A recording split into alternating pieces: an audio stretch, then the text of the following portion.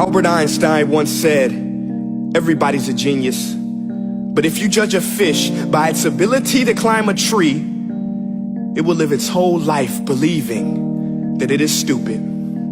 Ladies and gentlemen of the jury, today on trial we have modern day schooling. Glad you could come. Not only does he make fish climb trees, but also makes them climb down and do a 10-mile run. Tell me, school, are you proud of the things you've done? Turning millions of people into robots, do you find that fun? Do you realize how many kids relate to that fish swimming upstream in class, never finding their gifts, thinking they are stupid, believing they are useless? Well, the time has come, no more excuses. I call school to the stand and accuse him of killing creativity, individuality, and being intellectually abusive. He's an ancient institution that has outlived his usage. So, Your Honor, this concludes my opening statement, and if I may present the evidence of my case, I will prove it. Proceed. Exhibit A. Here's a modern day phone. Recognize it? Here's a phone from 150 years ago. Big difference, right? Stay with me. Here's a car from today, and here's a car from 150 years ago. Big difference, right? Well, get this. Here's a classroom of today, and here's a class we used 150 years ago. Now, ain't that a shame? In literally more than a century, nothing has changed. Yet you claim to prepare students for the future? But with evidence like that, I must ask, do you prepare students for the future or the past? I did a background check on you and let the record show that you were made to train people to work in factories, which explains why you put students in straight rows, nice and neat, tell them sit still, raise your hand if you want to speak, give them a short break to eat, and for 8 hours a day tell them what to think. Oh, and make them compete to get an A letter which determines product quality, hence grade A of meat. I get it. Back then, times were different. We all have a past. I myself am no Gandhi. But today, we don't need to make robot zombies. The world has progressed. And now we need people who think creatively, innovatively, critically, independently, with the ability to connect. See, every scientist will tell you that no two brains are the same.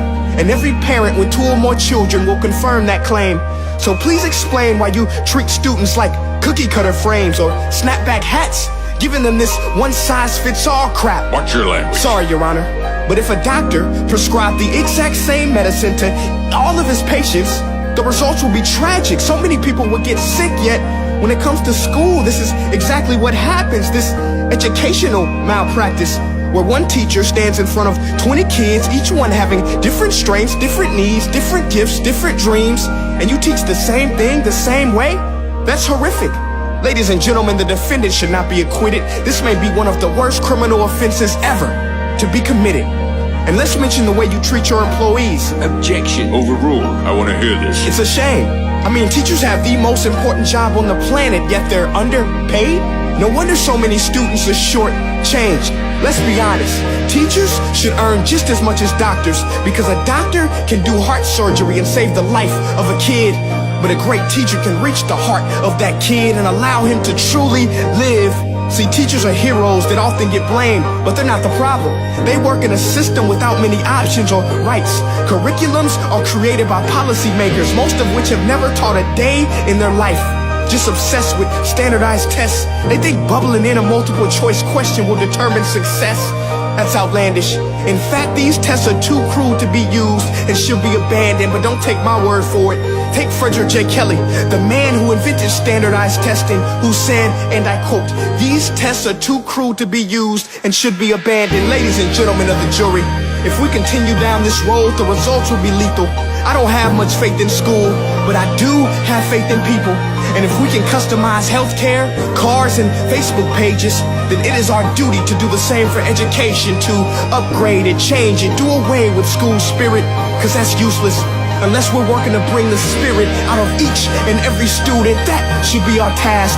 No more Common Core. Instead, let's reach the core of every heart in every class. Sure, math is important, but no more than art or dance. Let's give every gift an equal chance. I know this sounds like a dream, but countries like Finland are doing impressive things. They have shorter school days. Teachers make a decent wage. Homework is non-existent, and they focus on collaboration instead of competition. But here's the kicker, boys and girls. Their educational system outperforms every other country in the world. Other places like Singapore are succeeding rapidly. Schools like Montessori, programs like Khan Academy. There is no single solution, but let's get moving. Because while students may be 20% of our population, they are 100% of our future. So let's attend to their dreams, and there's no telling what we can achieve. This is a world in which I believe, a world where fish are no longer forced to climb trees. I'll rest my case.